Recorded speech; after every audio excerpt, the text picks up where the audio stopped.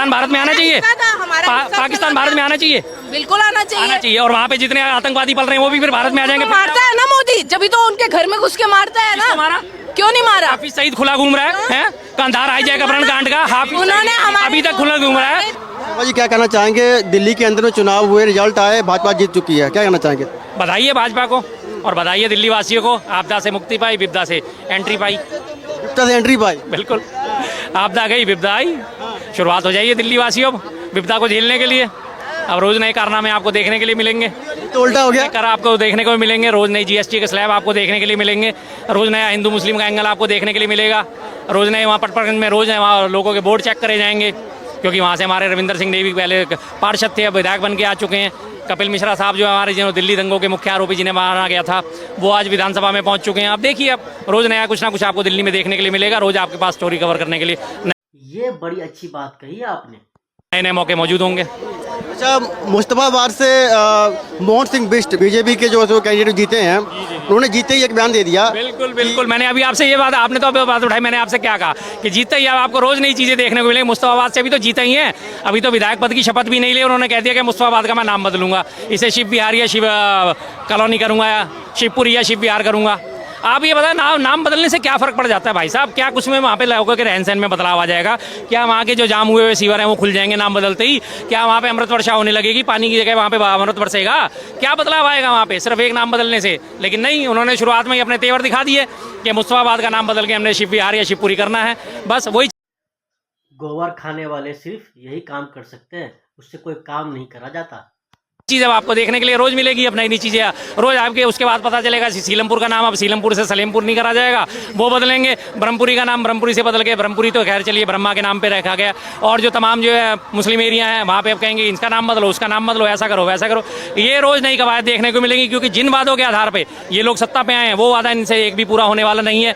यमुना तब भी मैली थी, यमुना अब भी मैली रहेगी, लेकिन ये होगा सिर्फ हेडलाइन मैनेजमेंट हो के अखबारों से वो खबर गायब हो जाएगी। ले लूं इनसे कि सर क्या मंशा क्या है आपकी? मंशा साफ है, सबके साथ सबके विकास के साथ काम करेगी, बिल्कुल करेगी। पर नाम चेंज करने की बात हो रही है। कौन अगर नाम चेंज करने की बात है तो क्यों नहीं होगा?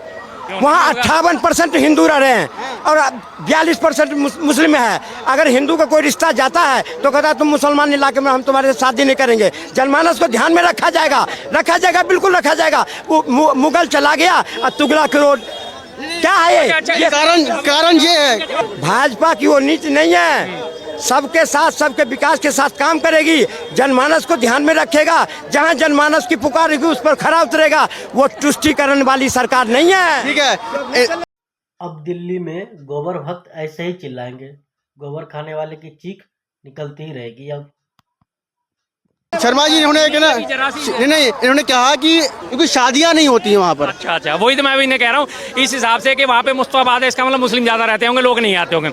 इसका मतलब तो फिर आगरा में तो पर्यटक आने नहीं चाहिए, क्योंकि आगरा का ताजमहल बनाया हुआ शाहजहाँ का है, पूरे वर्ल्ड वाइड वहाँ से लोग आते हैं। क्यों आते हैं भाई? लाल किले पे प्रधानमंत्री प्राचीर से भाषण क्यों देते हैं? ये भी तो मुस्लिम ने बनाया था, तो अवॉइड करो तो फिर इनको भी करो। आप यहाँ पुरानी दिल्ली में, जिसे पुरानी दिल्ली वाल सिटी कहा जाता है, जिसे पुराना वो कहा जाता है शाहजहानाबाद कहा जाता है, इसमें आप व्यापार करने क्यों आते हो? आपके पास भी कस्टमर नहीं आने चाहिए, वो तो शाहजहानाबाद में बैठा है यार, इससे तो हमने लाइटें नहीं लेनी। क्यों भाई साहब? इस तरह से मेरा भी धंधा ठप हो चुका होता है। नहीं, इस तरह से मेरा भी धंधा ठप हो चुका होता है कि मैं दरियागंज में बैठा हूँ और मेरा काम शाहजहानाबाद में, पुरानी दिल्ली में बैठा हूँ। पुरानी दिल्ली तो मुस्लिम बहुल इलाका है, जामा मस्जिद के इलाके में बैठा, तो शर्मा जी से तो हमें सामान नहीं लेना चाहिए। ये कौन सा लॉजिक है यार? कोई लॉजिक है इनके? अब इनकी वही छुपी हुई मंशा निकल के सामने आ रही है ना, जो मैंने अभी आपसे शुरुआत होती ही कहा था कि अब इनके रोज आपको नई ये सिस्टम देखने ये कह रहे हैं निकल गई साड़ी है करी, हवा निकल गया सब।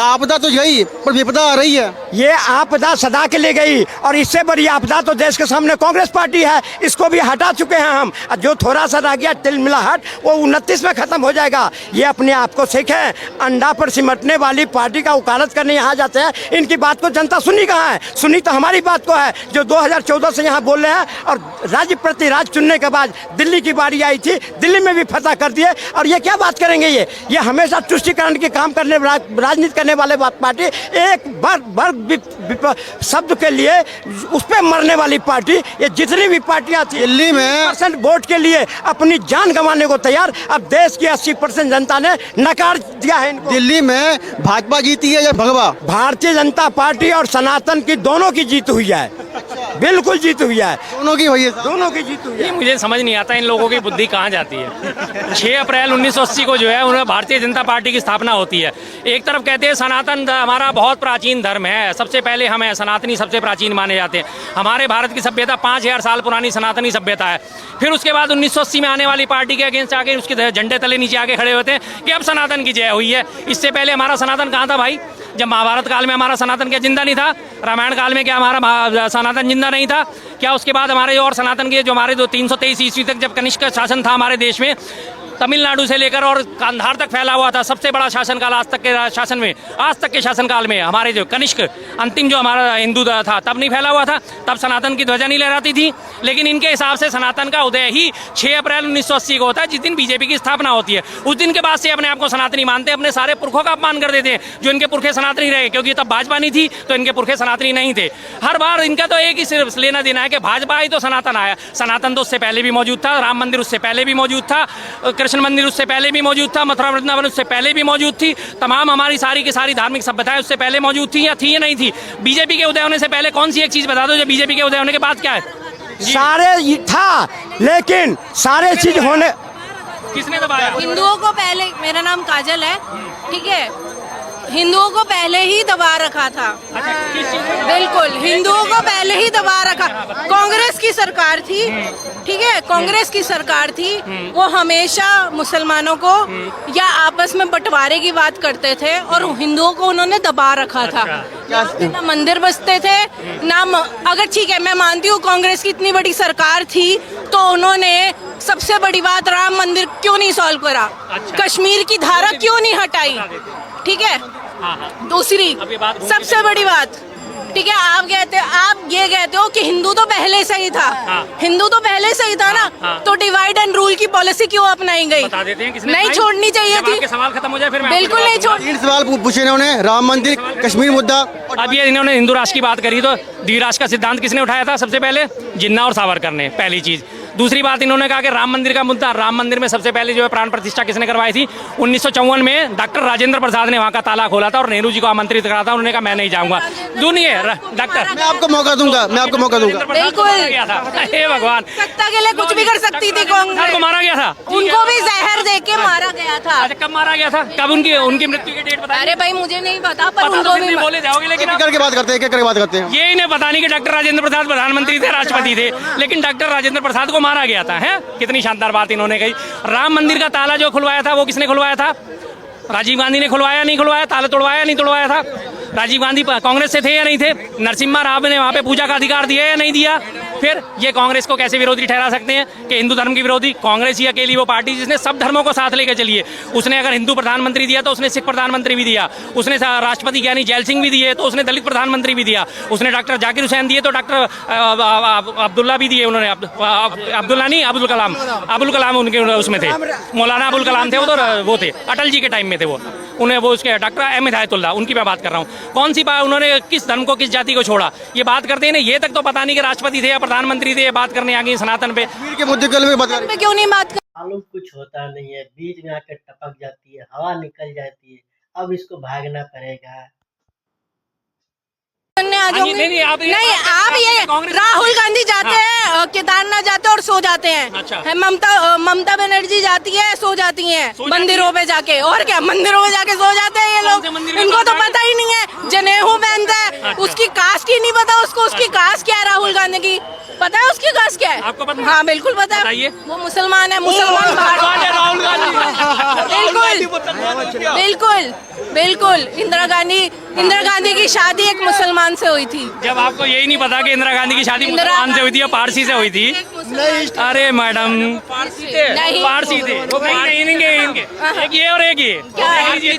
अरे पारसी थे मैडम, पारसी थे। वो भी देखो मोमडन तो थे, मुसलमान को मुसलमान नहीं होते मैडम, वो फारसी थे। अरे वो हिंदू धर्म को नहीं मानते थे। दो मिनट। आपको ऐसा क्यों लगता है कि जो हिंदुओं के विरोधी में रही है कांग्रेस हमेशा? रही है, उन्होंने क्यों नहीं इतना बड़ा इशू जो सॉल्व कर सकते थे जब उनकी गवर्नमेंट थी मनमोहन सिंह की, तब क्यों नहीं सॉल्व किया? मैं देना चाहता हूँ, उन्होंने बाहर हमारे देश का परचम क्यों नहीं लहराया? बाहर जाके। बाहर जाकर बिल्कुल, क्यों नहीं, उनको भी तो मौका दिया गया ना 10 साल शासन करने का, उनको भी अच्छी तरीके से एक मौका दिया गया। उन्होंने संगठन क्यों नहीं बनाई, उन्होंने इतने सारे इशू क्यों नहीं सॉल्व करे, ठीक है, इतने बड़े लोगों के हिंदू धर्म का इतना सब कुछ होता है, क्यों नहीं प्रमोट किया, क्या प्रमोट करना चाहिए? क्यों नहीं प्रमोट एक मिनट में एक बात कहना चाहता हूँ, बाबरी मस्जिद का ताला खुलवाने वाला कौन थे? बाबरी मस्जिद का ताला खुलवाने वाला गांधी, राजीव क्यों गांधी। नहीं सॉल्व किया गया? 14 वकील खड़ा करने वाले कौन थे? 2 मिनट रुकिए, इनके ऊपर 2 मिनट रुकिए, 2 मिनट रुकिए, अरे 2 मिनट रुकिए, अरे भाई 2 मिनट रुकिए, अरे 2 मिनट रुकिए, इनकी बात पर हो गया। उन्होंने ताला खोला तो इशू क्यों नहीं सॉल्व किया गया? उसी वक्त इशू क्यों नहीं सॉल्व किया? क्यों उसको लटकाया रखा? पहले आपने एक पूछा कि कांग्रेस ने प्रमोट क्यों नहीं किया बाहर जाकर हिंदू धर्म को, सर क्यों नहीं किया promote? आप ये बताइए कि आप, हाँ, पहली बात आपकी बात, हाँ। मैं इनकी जनरल नॉलेज मैं इनकी सही करना चाहती हूँ। हाँ जी, करिए। औरंगजेब बाहर से आया था, हिंदू धर्म पहले से ही यहाँ पे, ईसाई धर्म बाहर से आया था अंग्रेजों के टाइम पे। ये आप मानते हो कि नहीं मानते? आगे बोलते रहिए, बोलते ये रहिए, मानते हो कि बोलते रहिए नहीं? आप। बहुत सारे धर्म बाहर से आए थे, हिंदू धर्म पहले से ही था। अशोका का नाम तो सुना ही होगा, सुना हुआ मैंने, आप अपनी बिला- बात रखिए। सुना हुआ है ना? अरे सब रखिए आप अपनी बात। उन्होंने एक संयुक्त राष्ट्र का गठन किया था, चाणक्य ने अच्छा। करा था कि नहीं करा था? बाहर से सारे मुगल आए थे यहाँ पे कोई बसा नहीं था, सारे धर्म बाहर से आए, हिंदू पहले से ही था। और हिंदू का अगर कांग्रेस, भारत फिर क्या था? अगर हिंदू, अगर कांग्रेस को इतना ही था तो उसने पहले से ही सबके साथ क्यों नहीं विकास किया? उसने ये नारा क्यों नहीं चलाया, सबका साथ सबका विकास? फिर अखंड भारत किसको कहेंगे आप? अखंड भारत मतलब सबको साथ लेके चलना। अखंड भारत, क्यों divide अखंड करना? भारत। एक मिनट, 5 मिनट इनका आंसर लीजिए, अब इन्होंने आंसर लीजिए। कि नारा क्यों नहीं दिया सबका साथ सबका विकास? आपके हिसाब से सबका साथ सबके विकास में सारे धर्म कम्युनिटी सब शामिल होने चाहिए ना? भाजपा के मंत्रिमंडल में एक मुसलमान का नाम गिना दो, मुसलमान का एक नाम गिनवा दो। पिछले 303 सांसदों में से एक मुस्लिम सांसद का नाम गिना दो, इस बार के 240 सांसदों में से एक मुस्लिम का नाम गिना दो। आप क्या बता दो, भाजपा ने किसको बनाया? बता दो किसी राज्य का। 22 राज्यों में आज मुख्यमंत्री हैं भाजपा के, 22 राज्यों में से एक राज्य में किसी में उसने मुस्लिम को प्रमोट कराओ। सबका साथ सबका विकास, हमने तो सब बना दिया, हमारी बात मत करना आप, हम आपको सब गिना देंगे। सबका साथ सबका विकास के नाम पे किस सिक्को उन्होंने कम्युनिटी वो दिया? एक जो है शहरी विकास मंत्री हरदीप पुरी के अलावा 22 राज्यों में उनकी सरकार है, क्या किसी सिक्को उन्होंने मुख्यमंत्री बनाया? बता दीजिए कहाँ है सबका साथ सबका विकास? क्या किसी क्रिश्चियन को उन्होंने अपने मंत्रिमंडल में शामिल करा? क्या करा? नहीं करा। ये कि बिना कहे सबका साथ सबका विकास, आपको पता है जब 1951 में पहले आम चुनाव हुए थे और 1952 में मंत्रिमंडल का गठन हुआ था, 367 सीटें कांग्रेस लेके आई थी, 47% वोट था उनके पास। 367 सीटें होने के बावजूद भी उन्होंने डॉक्टर अंबेडकर को SCF शेड्यूल कास्ट फेडरेशन से थे, कांग्रेस में नहीं थे, उसके बावजूद भारत का कानून मंत्री बनाया। सरदार बलदेव